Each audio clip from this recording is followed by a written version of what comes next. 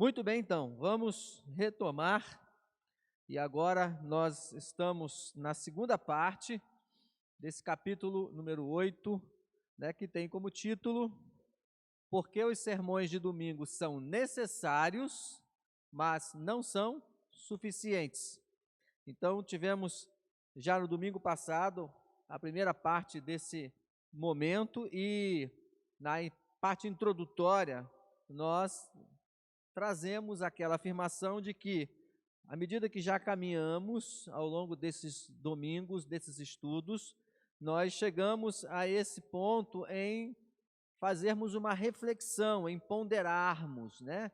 Pararmos e considerar com um pouquinho mais de detalhe aquilo que os autores estão trazendo como proposição, aquilo que eles estão trazendo como análise, né? A treliça e a videira.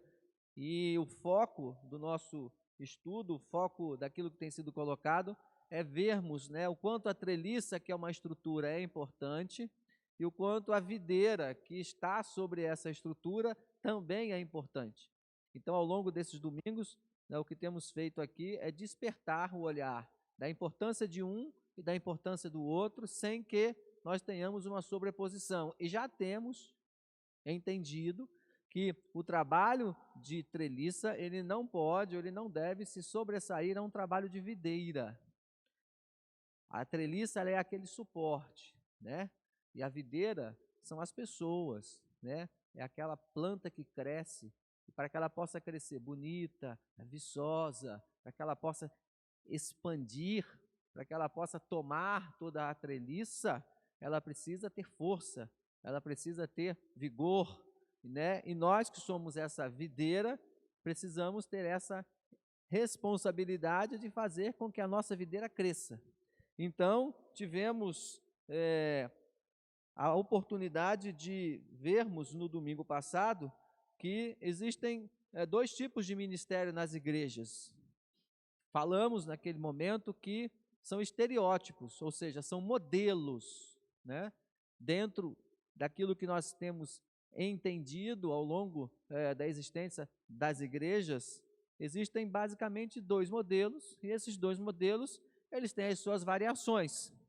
Vai depender do local onde a igreja está, vai depender do grupo de pessoas que faz parte dessa congregação, mas via de regra, né, nós temos dois tipos de ministérios, dois tipos de modelos que são usualmente utilizados e que nós conhecemos e que nós fazemos parte, inclusive, de um deles.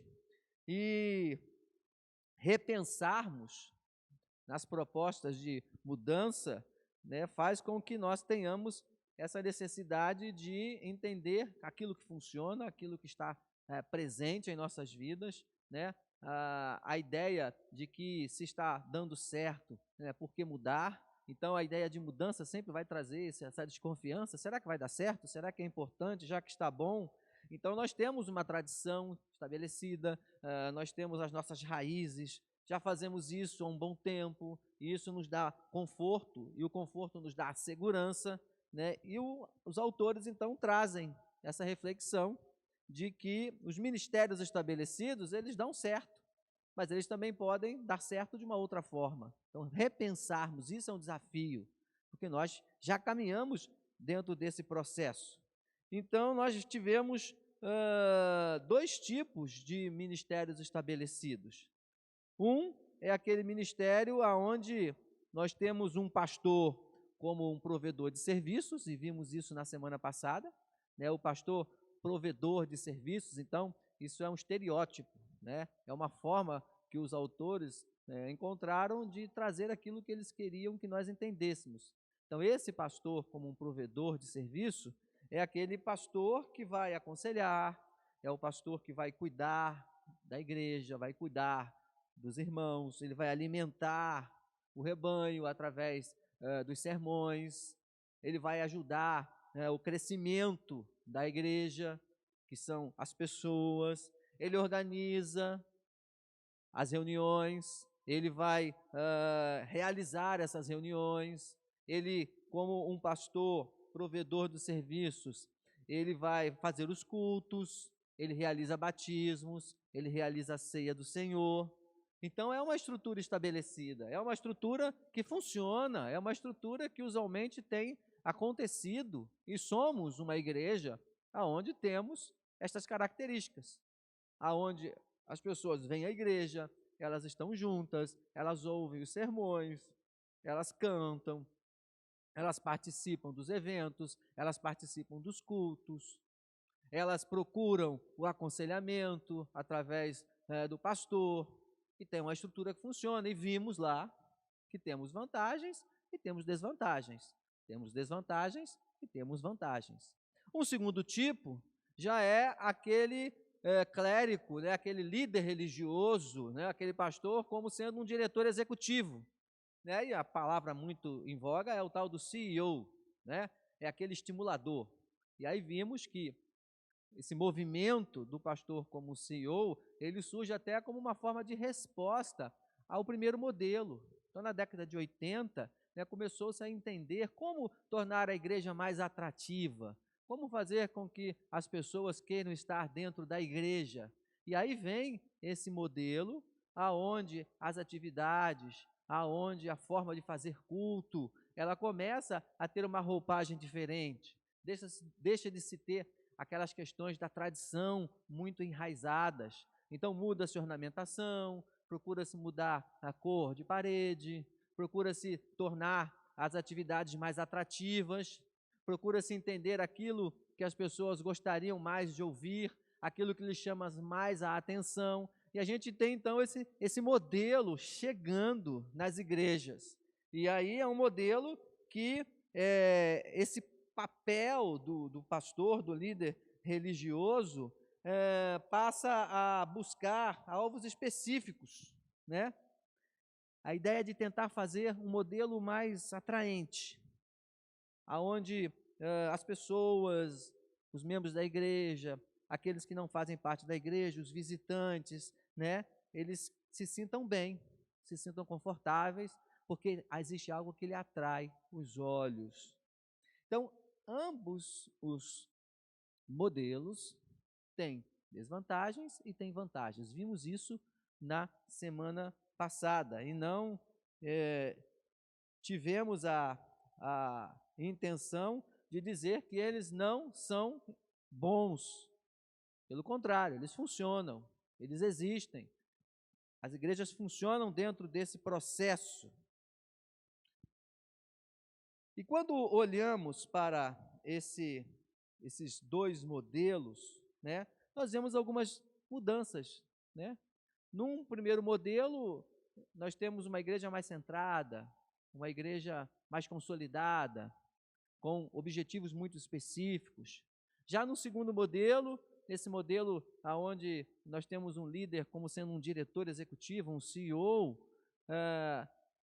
há uma tendência de fazer desse evangelho como um produto que eu preciso fazer com que as pessoas comprem esse produto, né? Fazendo com que esse produto seja um produto mais atraente. Então, muitas vezes é um processo mais apelativo. E aí, nem sempre, nós temos um ministério dedicado à palavra, ao estudo da palavra, fundamentado na palavra. E aí a gente percebe, em algumas vezes, nesses modelos como igrejas muito grandes, né, um pouco da falta do conhecimento espiritual, quando a gente começa a tentar entender o quanto essas pessoas conhecem da palavra.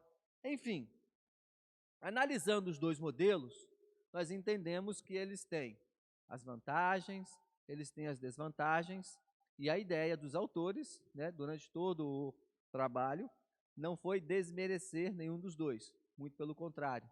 Eles enalteceram os dois, trazendo as suas vantagens, fizeram com que os leitores pensassem sobre as dificuldades dos modelos. Por quê? Porque eles vêm agora com uma terceira proposta de modelo de ministério, embasada em tudo aquilo que já vimos ao longo dos domingos, nos estudos dos capítulos anteriores. Então, eles entendem agora que, olhando para esses dois modelos de ministérios, eles estão fazendo com que nós possamos pensar: existe um modelo diferente? Existiria uma alternativa diferente à luz daquilo que nós já estudamos, já analisamos, já pensamos, já discutimos?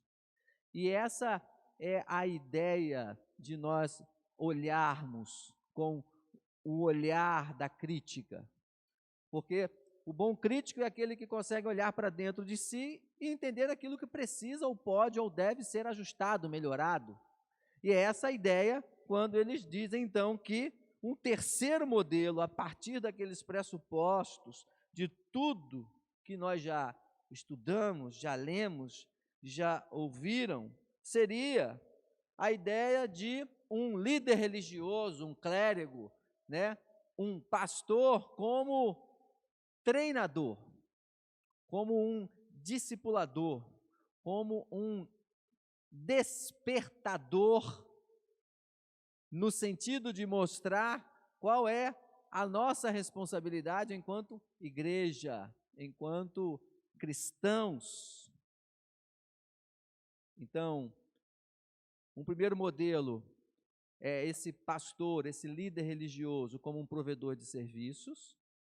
Um segundo modelo é o pastor como um diretor executivo, como grande CEO de uma empresa, aonde nesse modelo nós vamos buscar fazer com que as coisas se tornem mais atraentes. Esse evangelho, ele precisa ser divulgado, vendido de uma forma atraente, e aí nós vamos procurar adaptar toda a forma de fazer com que isso seja aceitável.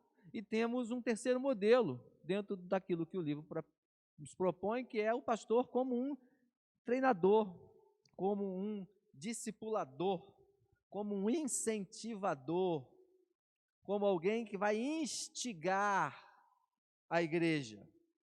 E aí, queridos, com base naquilo que nós já vimos, nós temos uma afirmação que é clássica para a gente.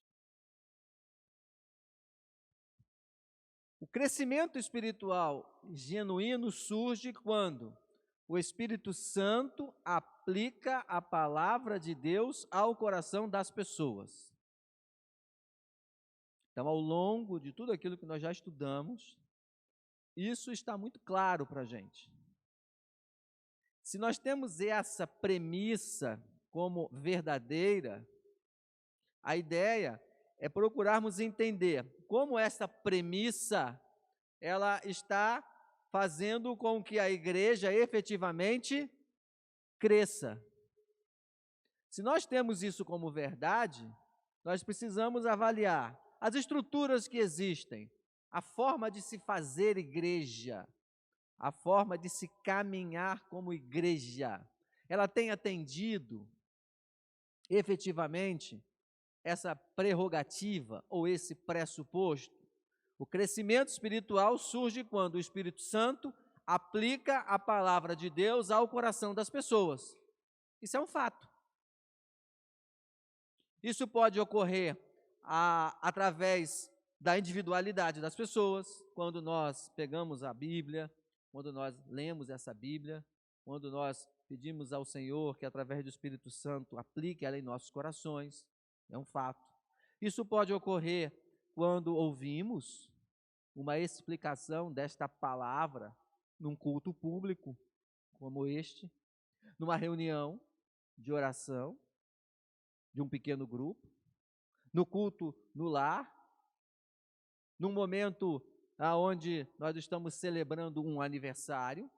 Então, a premissa é que existe um crescimento espiritual dos crentes, dos cristãos e, por conseguinte, da igreja, quando a palavra é dita, é ensinada, é divulgada, é explicada, e aí o Espírito Santo aplica no nosso coração. Essa é a premissa. E aí, a partir desta premissa, como as nossas estruturas, sejam aquelas estruturas mais tradicionais, sejam as estruturas mais atualizadas, e aí nós pontuamos que existem basicamente esses dois estereótipos de modelos, mas hoje existe uma multiforma desses dois modelos acontecerem. Cada localidade, cada bairro, cada igreja tem a sua forma de fazer a estrutura funcionar e acontecer. Nós temos um esqueleto básico, mas quando vamos olhar, as igrejas elas acontecem de uma forma totalmente diferente, muitas vezes estando no mesmo bairro, sendo da mesma denominação, e isso é bom, não existe nenhum problema nisso. Mas partindo desse pressuposto que crescimento verdadeiro ocorre quando a palavra divulgada, ensinada, explicada, discipulada, através do Espírito Santo, faz com que nós cresçamos, aí nós olhamos para a forma como isso acontece. Então, esse princípio é um princípio básico. Com relação a este princípio, nenhum de nós tem dúvida de que ele é verdadeiro. Isso é um fato. Esse princípio é verdadeiro. Agora, o meio pelo qual Deus opera este crescimento espiritual é através de todos os cristãos que têm o privilégio e a responsabilidade de falar diligentemente a palavra de Deus uns aos outros e aos não cristãos. Então, em cima, nós temos a afirmativa de que crescimento genuíno, ele se dá através da atuação do Espírito Santo, quando a palavra de Deus é aplicada ao coração das pessoas. Esse é o princípio básico.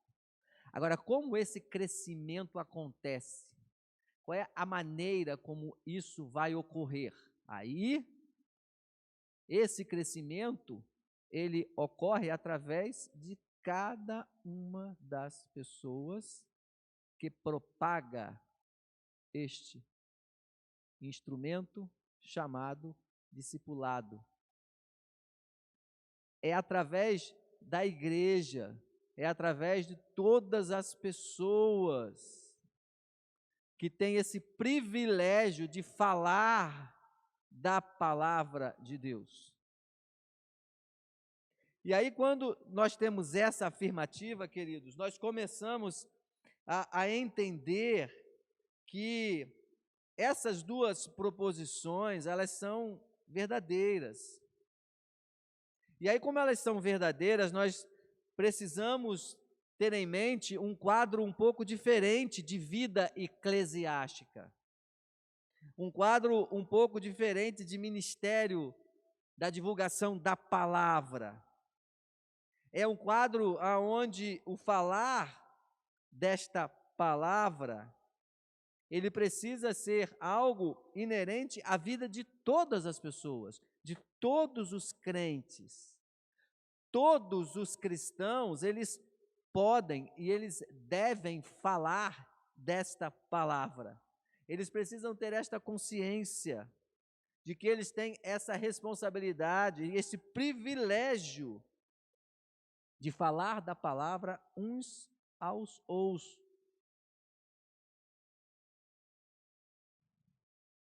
E aí, a pergunta que nós poderíamos fazer é: as nossas igrejas, elas têm se tornado centros de discipulados nos quais as pessoas têm esta visão? As nossas igrejas vivem exatamente este caminhar de que elas têm esta oportunidade, esse privilégio de falar diligentemente da palavra uns para com os outros? Essa é a pergunta que nós precisamos responder. As nossas igrejas, elas têm tido essa preocupação de despertar as pessoas para que elas possam ser ensinadas para que elas possam ter essa compreensão que elas são discípulos de Cristo. E como discípulos de Cristo, elas devem fazer discípulos.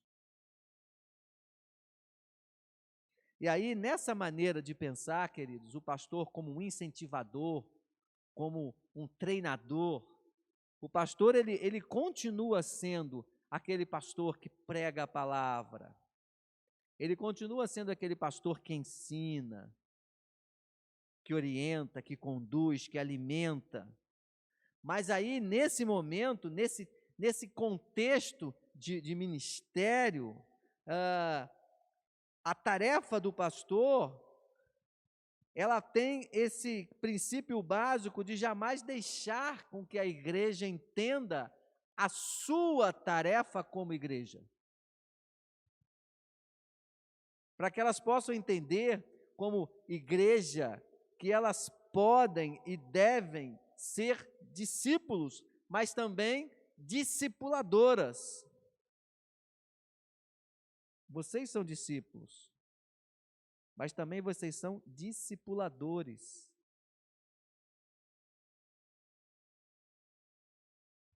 E aí existe uma expressão numa das páginas do livro que diz o seguinte: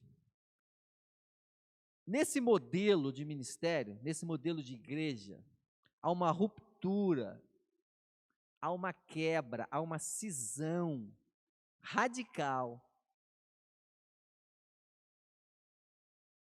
nessa distinção do que é clérigo e do que é leigo. Nessa visão de igreja, a gente começa a entender que não é ministro da palavra e ministrados,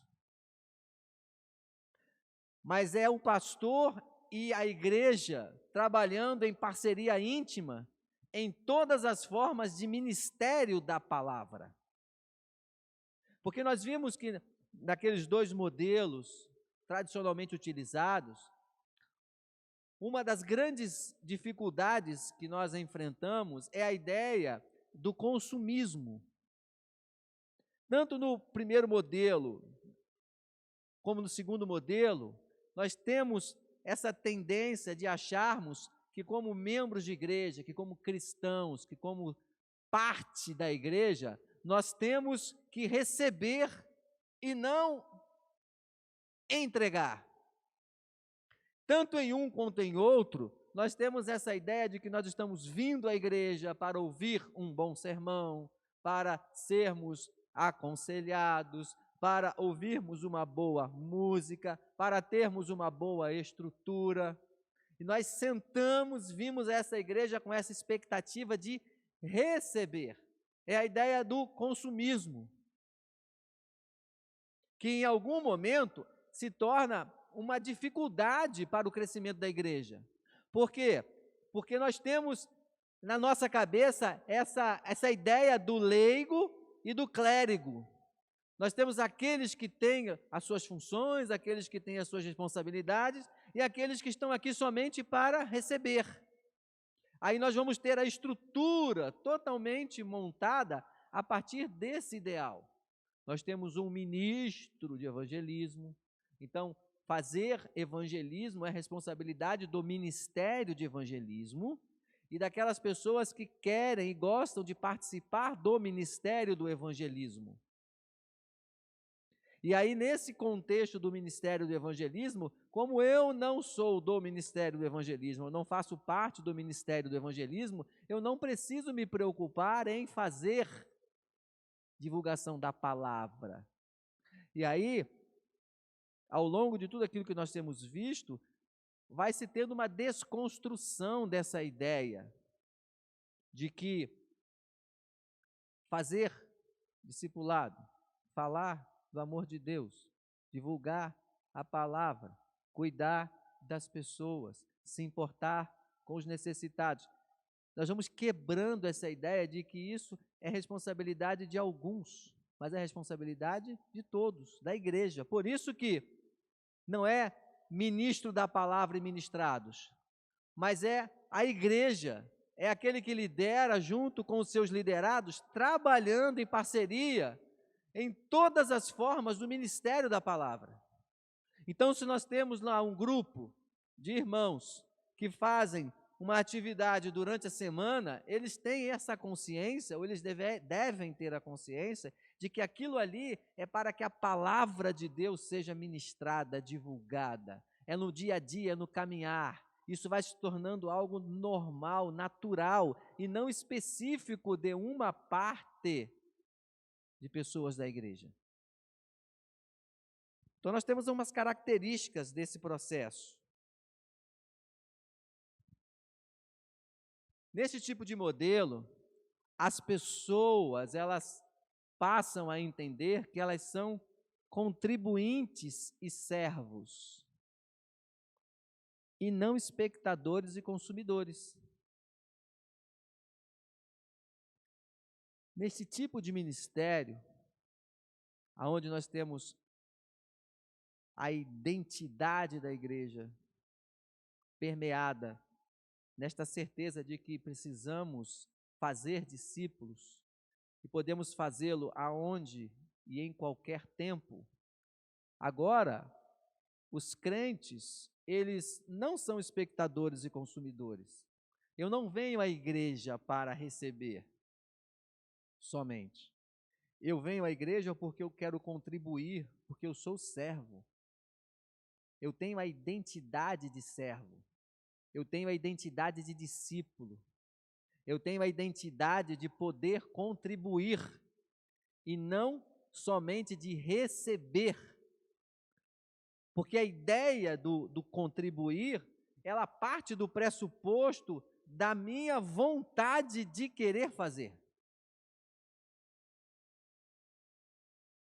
Então, queridos, quando nós olhamos essa ideia de igreja como contribuinte servo, a gente começa a perceber que a igreja se torna um ajuntamento de pessoas, de discípulos, que fazem discípulos e discipulando uns aos outros. Quando vocês vêm à igreja, vocês precisam vir entendendo que aqui existe um grupo de discípulos.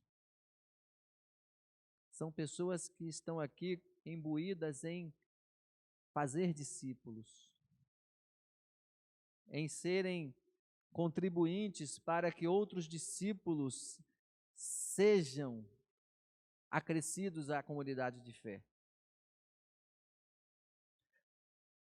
Para que nós possamos entender a ideia desse discipulado, nós começamos a perceber que essa tendência de fazer discípulos, essa tendência da evangelização, ela passa pelo pressuposto de que as pessoas, elas vão ministrar a pessoas.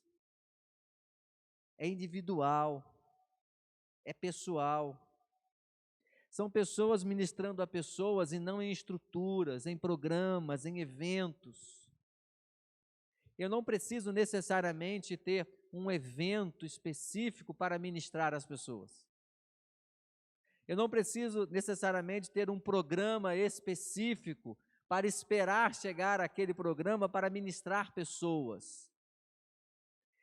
Nesse modelo de ministério, essa evangelização, esse discipulado, ele acontece à medida em que as pessoas, elas alcançam outras pessoas que estão ao seu redor. Elas são municiadas de informação, elas têm conhecimento da palavra, elas são nutridas pela igreja, pelo pastor, elas são aconselhadas pelo pastor, elas conhecem, elas têm fundamentação bíblica, elas têm vida, e agora essas pessoas, esses discípulos vão alcançar outros discípulos, e vão alcançar aonde? Nos seus lares, nos seus locais de trabalho, nas ruas, nas escolas, aonde esse discípulo está, existe a possibilidade de fazer discípulos. Essa ruptura da estrutura, e é essa a temática que nós temos visto aqui ao longo de vários domingos. É desassociarmos a ideia de que para fazer discípulos, eu preciso ter necessariamente um culto evangelístico. De que para fazer a videira crescer, necessariamente eu preciso ter um programa específico para que isso aconteça. Porque a videira, ela precisa crescer naturalmente. Quando eu planto algo sobre uma treliça, eu não marco um dia para que ela cresça. O crescimento dela se dá de forma natural. Ao longo do tempo ela vai se desenvolvendo. E é interessante que muitas vezes você nem percebe o crescimento daquela planta. Quando você se dá por si, ela já tomou toda a estrutura da treliça. Você não fica ali marcando para saber quanto ela cresceu, quantos centímetros, quantos milímetros por hora. Não, ela vai crescendo. Então, ela por si só vai se desenvolvendo. Essa é a ideia do desenvolvimento da igreja. É a igreja crescendo por si só, cada um individualmente tendo o seu papel muito claro na estrutura da treliça, para que a videira cresça. É fácil? Não. É difícil? Também não. Os eventos, os programas, os cultos específicos, eles continuam sendo importantes. Esses eventos, os cultos evangelísticos, os cultos de aniversário, todas estas coisas, elas continuam sendo estruturas úteis para que a igreja possa se manter. Mas essa obra real da evangelização, essa obra real do crescimento da videira, ela acontece de uma forma natural, à medida em que os crentes, em que os cristãos, eles mesmos realizam a obra de crescimento. E aí, quando nós lembramos do nosso capítulo anterior, essa obra de discipulado, de evangelização, ela acontece na medida em que nós começamos a nos importar com o outro. Quando nós começamos a aproveitar as oportunidades que surgem para estar com o outro, para fortalecer aquele irmão que está mais fraco na fé, para que ele possa ter as suas raízes de novo revitalizadas, as suas folhas voltarem a estar viçosas. É esse trabalho de você se preocupar e lembrar do outro que ainda não tem esse conhecimento. Então, é aproveitar essas oportunidades para levar uma palavra de apoio, levar uma palavra de conforto, expressar a sua preocupação, no sentido de dizer que você vai estar orando por ele, procurando saber como é que está a família dele. É esse cuidado pessoal, é quando cada crente, cada um de nós da igreja, disponibiliza tempo para conhecer o outro. É quando a gente se coloca disponível para o outro, para que você possa depois ter essa possibilidade de falar da palavra de Deus com ele, ler a palavra de Deus com ele, orar com ele. E aí, nesse momento, né, o cuidado com as pessoas, ele se torna fundamental. Nesse momento, a igreja, ela começa a entender que ela precisa se despertar em cuidar e discipular uns aos outros e aos não cristãos. E aí esse tipo de modelo, queridos, eles vão nos mostrar que existem dissociações na forma de entendê-lo, mas a base, ela está fundamentada na ideia central de que nós somos discípulos e discipuladores. Nós temos essa responsabilidade. Por que a igreja muitas vezes não cresce? Por que a igreja não cresce? Isso é uma pergunta que, com certeza, permeia o coração de muitas pessoas, se não de todos. Em algum momento isso nos traz uma inquietude. Porque, de certa forma, nós almejamos e queremos ver os bancos ou as cadeiras todas com pessoas sentadas nela, ou não? Queremos. Existe algum problema em nós querermos ver a igreja cheia de pessoas? Não. Isso é salutar. Isso, inclusive, deve fomentar o nosso coração. Agora, por que muitas vezes as igrejas, e aí vamos olhar para a nossa igreja, por que muitas vezes a nossa igreja não está com todas essas cadeiras cheias de pessoas sentadas? Temos vários motivos.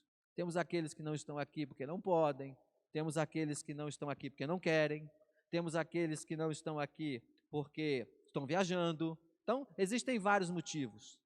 Mas aí vamos olhar o foco daqueles que podem estar aqui, mas não estão porque não conhecem a igreja, o evangelho de Jesus Cristo.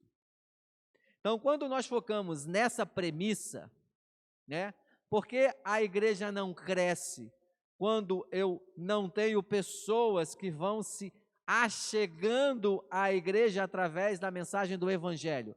Essa pergunta, ela deve nos incomodar.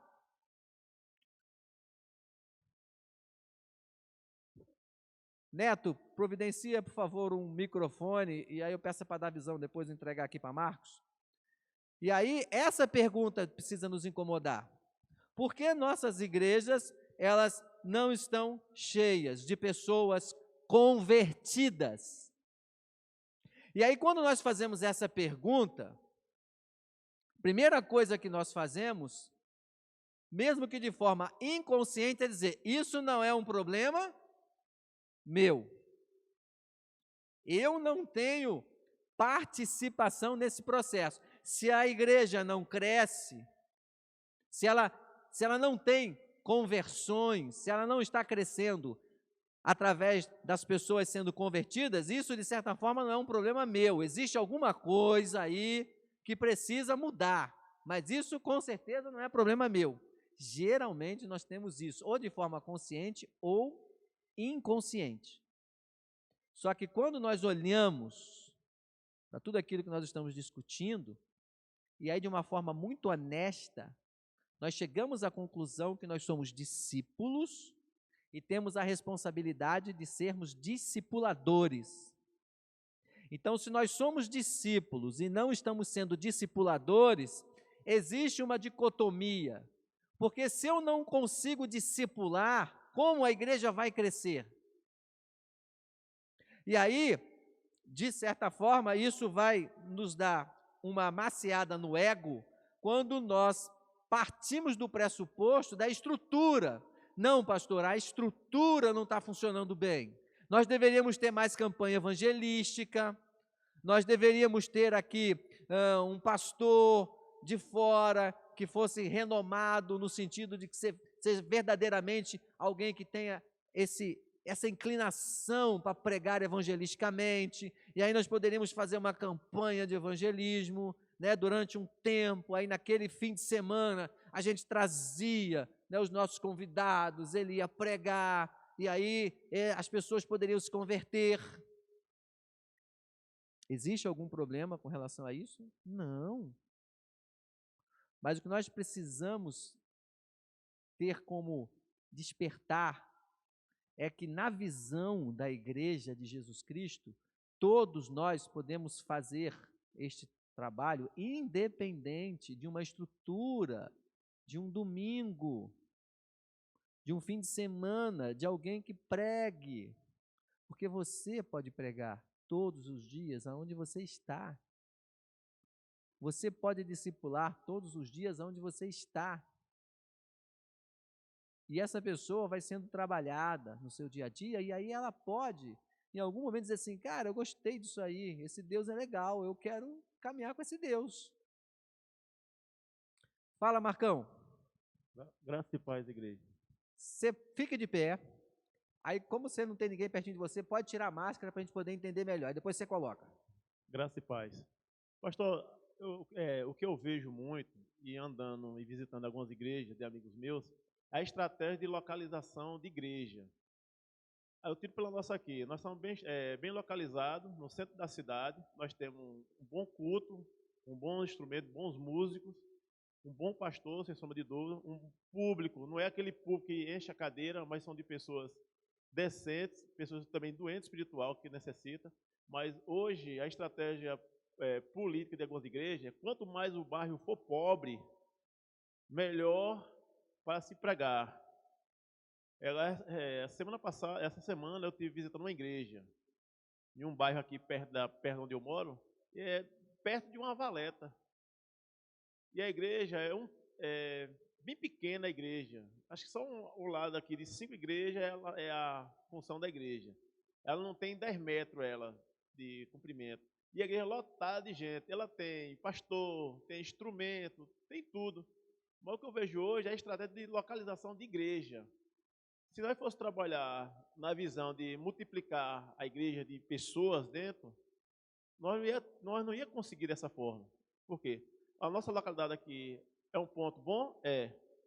De pessoas. Aqui é localidade de comércio. Onde eu moro, são mais casas. Então, hoje, as pessoas estão se preocupando em fazer igreja. Quanto mais fora do centro, quanto mais o bairro for mais pobre, se torna mais fácil para se aplicar a palavra de Deus. O que eu vejo hoje. Porque nós temos tudo.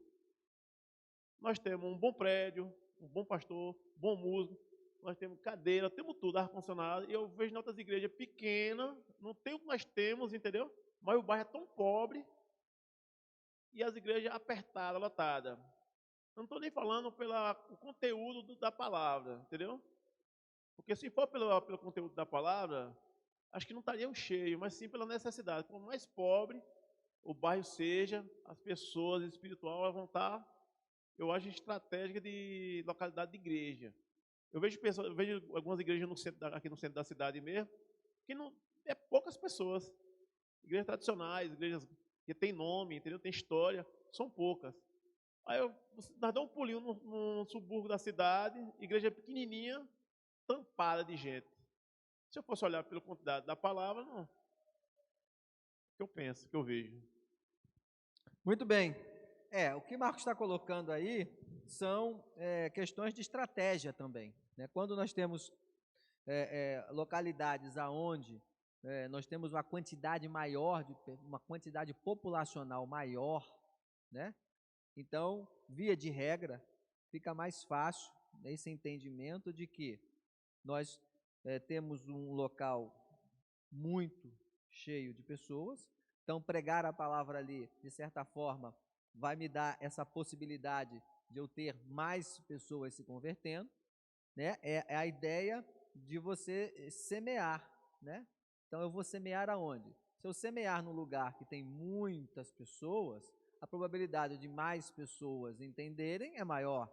Se eu semear em lugar que tem menos pessoas, a probabilidade dessas pessoas entenderem diminui, o meu volume. Mas o foco que nós estamos querendo também trazer aqui é a ideia de que não seria só a presença física na estrutura da igreja.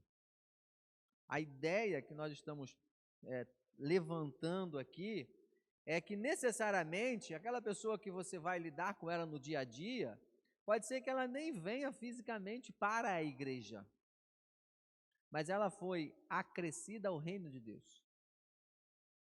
É essa a ideia. É essa a temática que a gente precisa desvincular.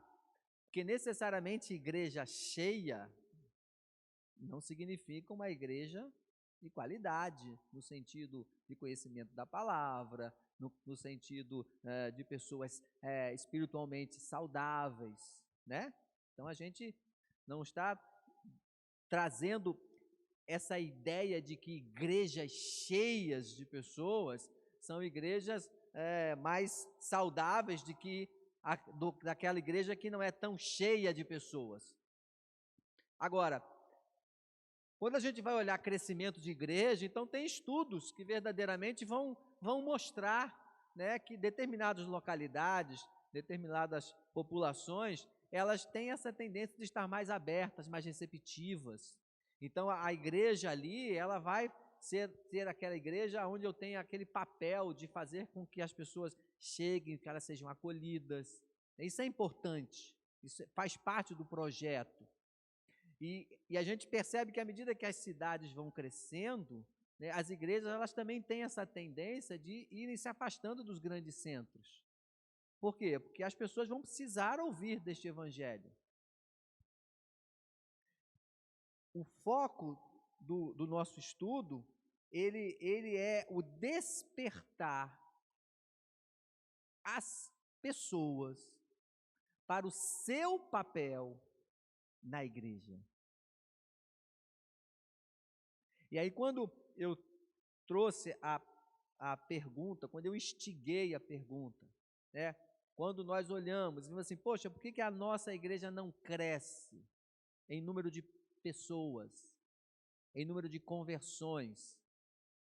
A ideia da pergunta e da reflexão é para nós respondermos: qual é o meu papel neste não crescimento?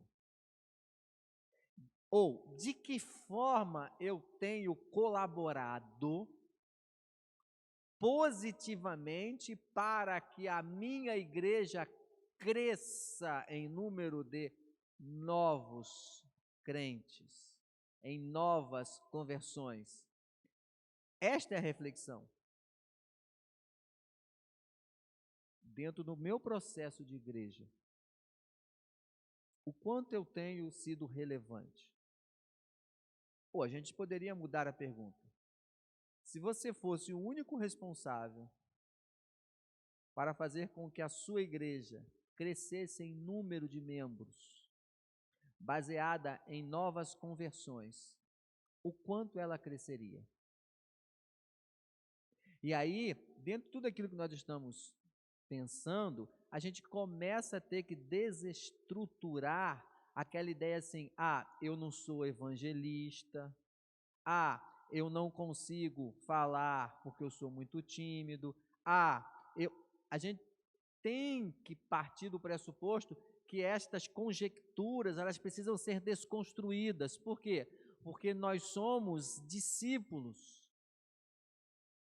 nós somos cooperadores, nós somos servos, e aí nós somos discipuladores. E aí mesmo com a minha dificuldade de falar, com a minha timidez, com o meu não viés de evangelista, eu ainda assim, do jeitinho que eu sou, eu posso fazer discípulos. É essa a ideia que lá no final, e a gente está chegando praticamente ao final do nosso estudo, temos só o próximo domingo, é essa a ideia geral do livro. Qual é o meu papel? Qual tem sido o meu papel na igreja, no que diz respeito a crescimento, discipulado, fazer discípulos, ovelha gerando ovelha. É esse o resultado daquilo que nós estamos pensando ao longo de todas essas coisas. Não desmerecendo as estruturas, não desmerecendo os programas, as atividades, os cultos, as reuniões.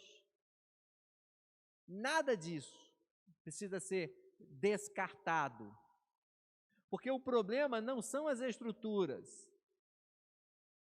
Via de regra, o grande desafio está nas pessoas. Então, naquilo que depende de nós, naquilo que depende de mim, o quanto a igreja tem crescido. E aí é nesse dia a dia, no caminhar do dia a dia, que a gente começa a perceber que fazer discípulos não é algo tão difícil. É no seu relacionamento diário, com as pessoas da sua família, com as pessoas do seu trabalho, da sua escola, com a sua vizinhança. De uma forma simples, a gente não precisa inventar a roda. E aí nós já citamos aqui vários exemplos. É o bolo que você faz, tira um pedacinho e leva para o seu vizinho. É algo que você lembrou ali, que talvez aquele seu parente vá gostar, e você compartilha com ele. É algo que você fez na sua casa, independente de ser comida, de ser qualquer recurso didático, qualquer trabalho, mas não importa se é um trabalho manual. É esse foco de que aquilo ali, que aquela atitude, que aquela ação que você vai tomar, possa resultar em uma forma de aproximação para que a palavra de Deus chegue até ela, para que aquela pessoa possa ser confortada, para que ela possa ser apresentada ao Evangelho. É essa a temática, é esse o desafio que nós temos. E pode ser que lá na frente, essa pessoa se converta e nem venha sentar no banco de qualquer igreja, seja essa ou outra, mas você ganhou aquela pessoa para Cristo. Você fez com que aquele plano de Deus, lá em um dos capítulos, 4 ou 5, o que Deus está fazendo no mundo agora, entre a sua primeira e a sua segunda vinda, Ele está juntando um povo ao seu reino. E nesse momento, você juntou mais uma pessoa ao reino de Deus. É esse o nosso papel. Se ela vai vir à igreja amanhã, ótimo. Se ela vai se juntar a essa igreja, ótimo. Se ela vai para outra igreja, ótimo. Mas ela se juntou ao reino de Deus. Então, é essa necessidade que nós precisamos trazer como reflexão. É isso que é importante nós pensarmos. E é por isso que os autores dizem lá no início do capítulo: sermões de domingo são necessários, mas não suficientes. E eles lançam isso lá na frente como uma pergunta, para que nós pudéssemos refletir. Mas, na verdade, eles estão dizendo assim: olha, os sermões de domingo são necessários, mas não são suficientes. E a partir dessa ótica, o que nós precisamos entender, queridos, é que eles não estão dizendo, o pastor não está dizendo que a pregação não é importante. Pelo contrário, a pregação, ela é importantíssima, os sermões são importantíssimos, sermões baseados na Bíblia, teológicos, acompanhados de oração, eles são importantíssimos e eles não podem faltar na igreja de jeito nenhum. A pregação clara da palavra, a pregação teológica, a pregação pública nos cultos, ela é a base e ela é o alicerce sobre o qual a igreja cresce e é edificada. Então, os sermões de domingo, eles são necessários, mas não são suficientes. Então, o destaque que nós estamos querendo dar, o destaque que os autores efetivamente estão querendo dar, é que sermões são necessários, mas não são tudo que é necessário. Os sermões são necessários, mas não são tudo. A igreja, ela não se resume a sermões. A ideia é que os sermões, eles devem nos levar a uma ação. O sermão é uma chamada à ação. O sermão é onde toda a igreja pode se alimentar, todos juntos. É onde ela vai ser desafiada, ela vai ser consolada, ela vai ser edificada. A ideia da pregação congregacional, da pregação pública, é uma estrutura que vai estabelecer esse padrão. Agora, a pregação da palavra, os sermões, eles estabelecem um padrão e uma agenda para que todos os outros ministérios da igreja aconteçam. Ele não se resume em si só. Cada um de vocês, cada crente, cada membro da igreja, que tem o conhecimento de Jesus Cristo, que foi salvo, remido, lavado pelo sangue, a nova criatura, que conhece a palavra, que estuda a palavra, cada um dos crentes, eles podem pregar o Evangelho. Eles têm condições de fazer o seu sermão, entre aspas, para qualquer pessoa. A ideia de nós olharmos para isso é que Deus espera que todos os cristãos sejam discípulos que se comprometam em falar a palavra de Deus a todas as pessoas. E aí, se Deus capacita todos os membros da igreja a cooperarem para a formação de discípulos, isso não é tarefa de poucos. Quem é que capacita as pessoas a falarem do amor de Deus? Quem é que capacita? Quem? Quem capacita as pessoas a falarem do amor de Deus? Quem é que dá essa capacidade? Quem? O Espírito Santo, o próprio Deus. Essa capacidade de falar do amor de Deus, ela não é de alguns, ela é de todos. Por isso que os autores estão dizendo, olha, os sermões de domingo são necessários, mas não se acabam em si só. A ideia de que só alguns têm o poder da palavra, ela não se sustenta na perspectiva de que todos nós temos a palavra de Deus em nossas vidas e podemos dela falar, ensinar, transmitir, mostrar. Então, se Deus capacita todos os crentes da igreja a falar do seu amor, então todos nós somos discipuladores. Isso não é tarefa de alguns, mas é tarefa de muitos.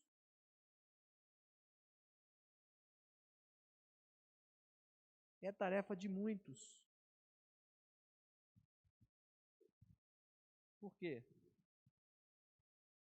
Porque quando nós olhamos para a palavra de Deus, nós começamos a entender que o sermão é a explicação e aplicação da palavra à congregação de Cristo, a fim de produzir preparação coletiva para serviço, unidade da fé, maturidade crescimento e edificação.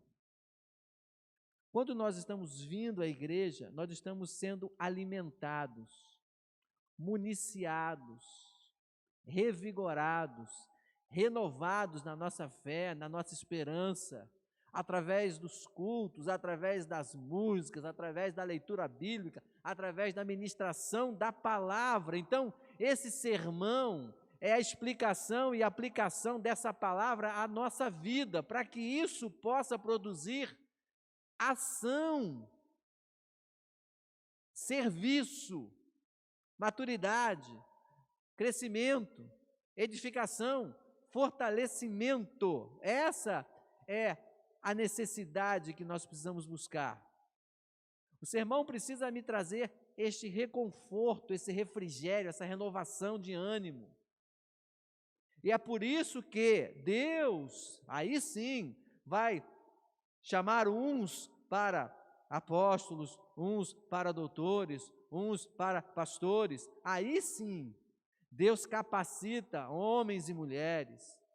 Deus chama ministros do Evangelho para que, através do estudo, para que através da ministração da palavra, fundamentada na sua palavra, ela possa ter este viés.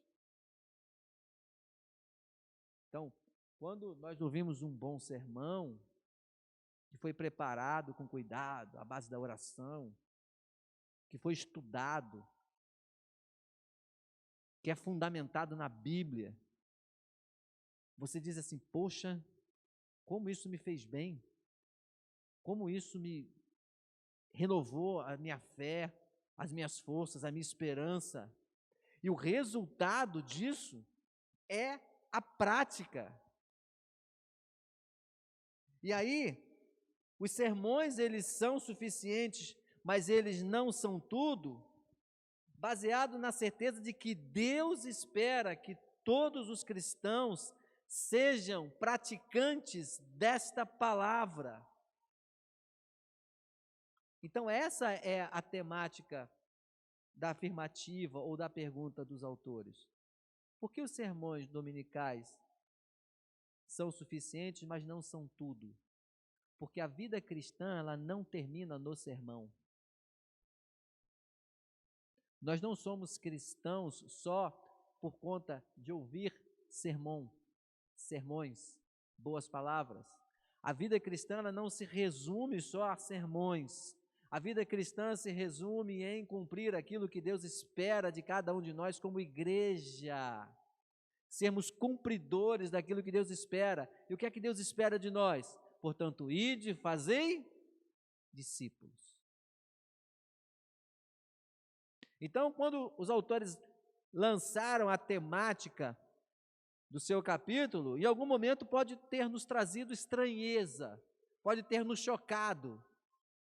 Sermões dominicais são importantes, mas não são suficientes. Por quê? Porque o que eles estavam querendo mostrar é que a nossa vida cristã ela não se resume somente aos sermões, eles são parte da nossa vida cristã. A vida cristã, ela é mais do que só ouvir bom sermão, é mais do que só ter esse bom conhecimento daquilo que nos é ensinado, mas é pegar todas estas coisas e fazer com que elas sejam colocadas em prática, porque o que Deus espera de nós é o cumprimento da sua palavra.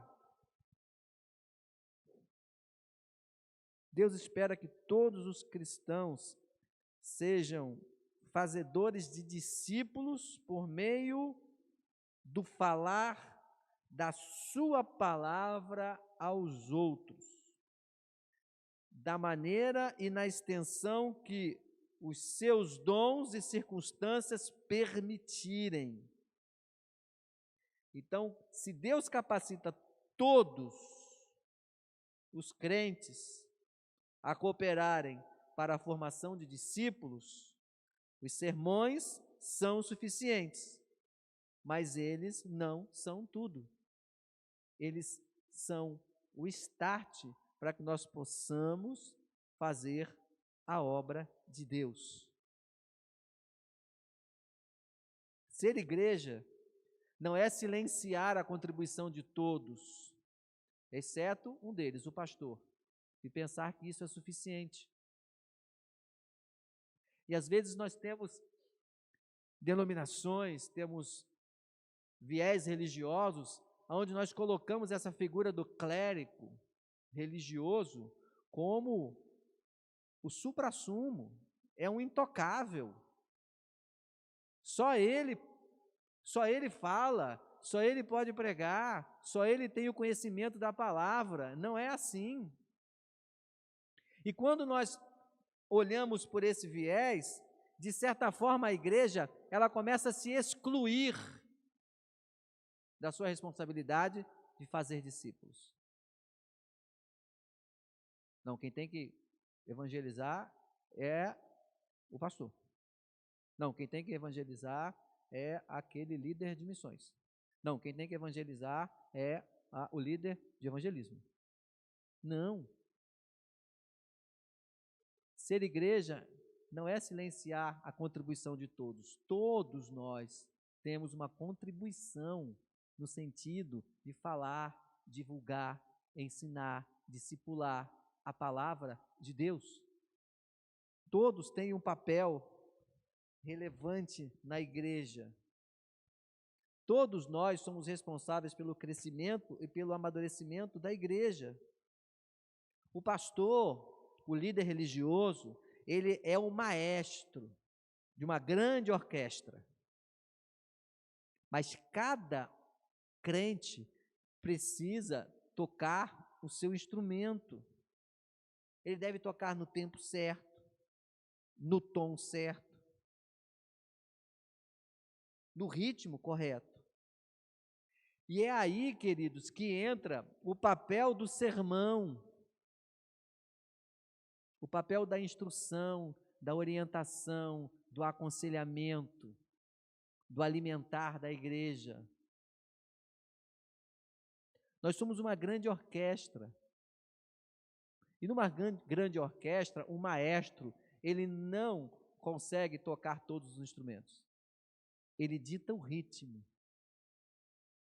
Ele conduz as pessoas para que elas cantem juntas, afinadas, caminhem no mesmo tempo. Ele não tem como tocar o violoncelo e ao mesmo tempo reger a orquestra. E aí esse sermão, ele vem exatamente para ir orientando a igreja, mas cada um é responsável pelo seu instrumento. É aí que entra esse papel do sermão pastoral. É municiar a igreja para o serviço fundamentado na palavra de Deus. O trabalho pessoal com indivíduos é algo que tem um lugar especial na igreja. Porque esse trabalho individual com as pessoas, ele oferece essa oportunidade para que eu possa gravar no coração dela as verdades sobre Deus. É quando nós podemos falar diretamente aquela necessidade dele. Como é que o líder dos jovens, como é que o presidente da MCM, como é que o líder de evangelismo vai poder falar de Deus para o seu vizinho, se quem está do lado do seu vizinho é você todos os dias? Como é que a igreja vai poder chegar de uma forma mais rápida, mais eficiente, ao seu colega de trabalho, se é você quem trabalha do lado dele todo dia? E aí, será que nós precisamos ter efetivamente um dia específico, com uma programação específica, para que você possa fazer um convite específico, para que o seu colega de trabalho venha nesse dia específico, para ouvir essa mensagem específica, para que ele possa conhecer o Evangelho? Essas são as perguntas que devem fazer com que nós pensemos, avaliemos, repensemos. Igreja,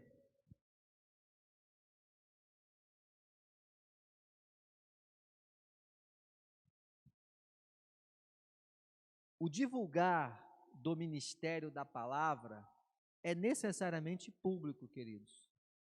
E mais uma vez aqui, nós reforçamos a importância dos cultos públicos, desses momentos que nós temos como igreja, de estarmos juntos, de estudarmos a palavra de Deus, como estamos fazendo hoje, de participarmos dos nossos encontros, das nossas atividades, dos nossos estudos, de estarmos presencialmente nos nossos cultos, lendo a palavra de Deus juntos, quando aqui é projetada, cantando os hinos, ouvindo uma boa inspiração musical, ouvindo um testemunho, participando de um momento de alegria quando alguém está sendo batizado, ouvirmos o bom sermão trazido pelo pastor.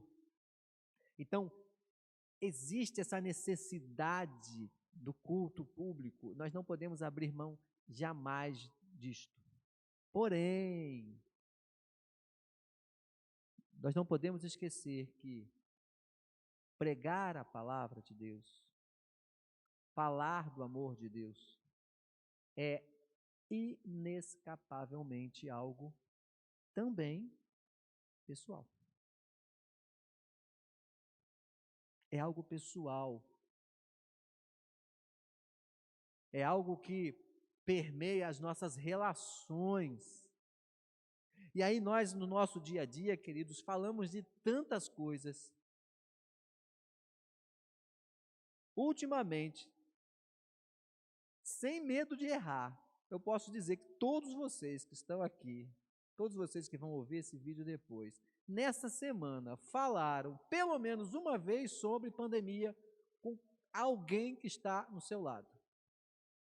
Sem muita dificuldade. Algum comentário, a ideia de que está passando e nós vamos poder voltar, a ideia de que a vacinação está avançando. Então, de alguma maneira, essa semana, pelo menos uma vez, todos nós falamos sobre o assunto pandemia, vacinação. Isso foi algo que aconteceu de forma natural.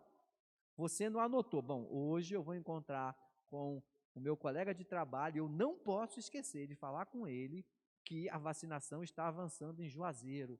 E isso é uma coisa maravilhosa. Você não anotou para falar isso. Quando você chegou lá, surgiu naturalmente. É essa a ideia que nós estamos trazendo aqui. Que o divulgar, o ministério da palavra, ou seja, falar da palavra, ensinar da palavra, pregar a palavra, é algo que necessariamente acontece nas reuniões públicas e vai continuar acontecendo, mas nós não podemos esquecer que também é algo pessoal. Então, lá no nosso dia a dia, assim como nós falamos de tantas outras coisas, falar de Deus, do amor de Deus, do cuidado de Deus, também precisa ou deve ou deveria ser algo natural.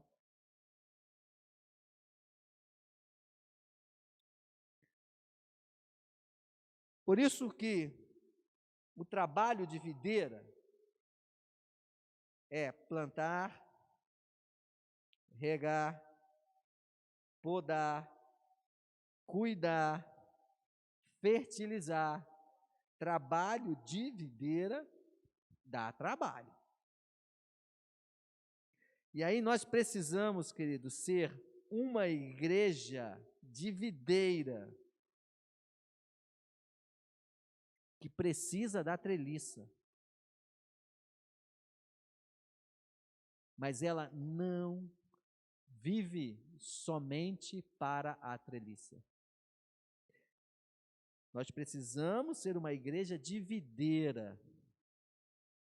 Uma igreja de videira é uma igreja de pessoas que se preocupam com pessoas, que se preocupam em cuidar das pessoas, em ajudar as pessoas, em caminhar com as pessoas e tantas outras coisas que nós já abordamos aqui. Então, nós precisamos ser uma igreja de videira, que continuará precisando de treliça, para nos dar esse suporte, para nos dar essa ajuda necessária para que o trabalho de treliça aconteça, mas nós não podemos só viver para manter a treliça.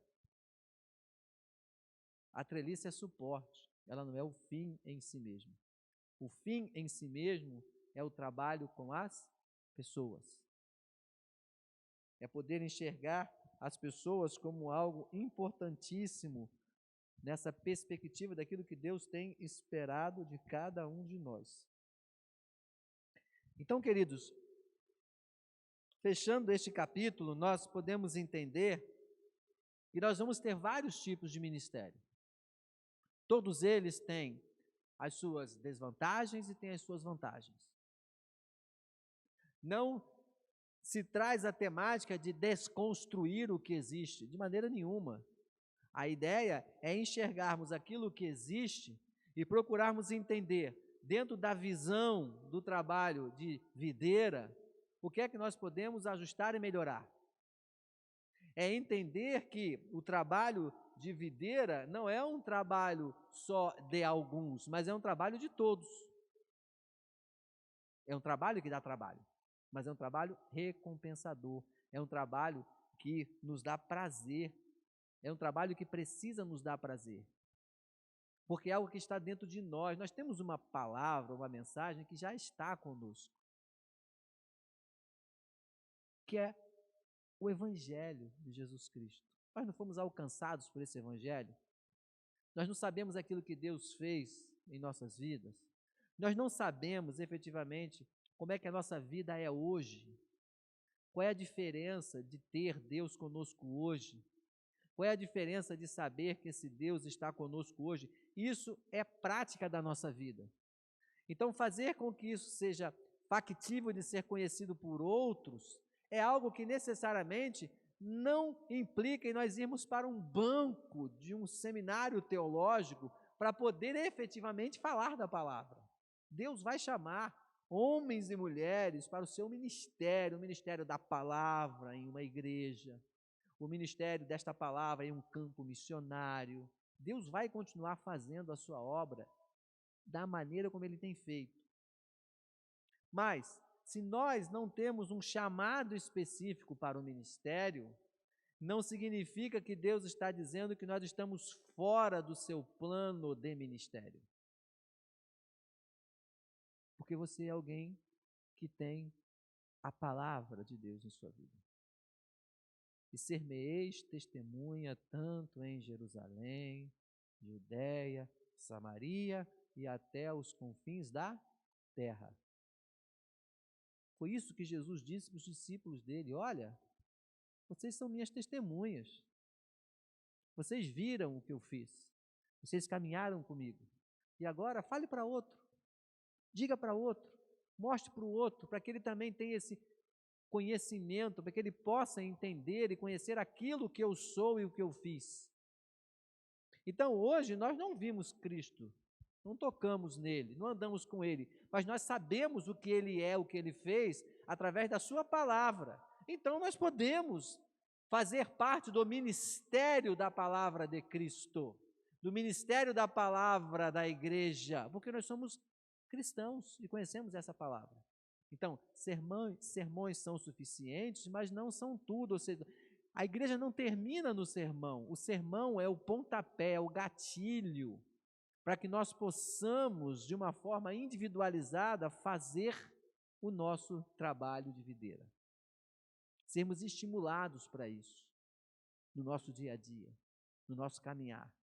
Então, o divulgar do ministério da palavra é necessariamente público. Não podemos abrir mão disso, mas não podemos esquecer que ele também é pessoal. E o pessoal é aquele trabalho individualizado, aonde nós estamos, no dia que nós estamos, na hora que nós estamos, com as pessoas que nós estamos. É fazer desse nosso dia a dia sempre uma oportunidade de ministrar a palavra. Dentre tantas outras coisas que nós fazemos no nosso dia a dia, nós também podemos e devemos ministrar a palavra.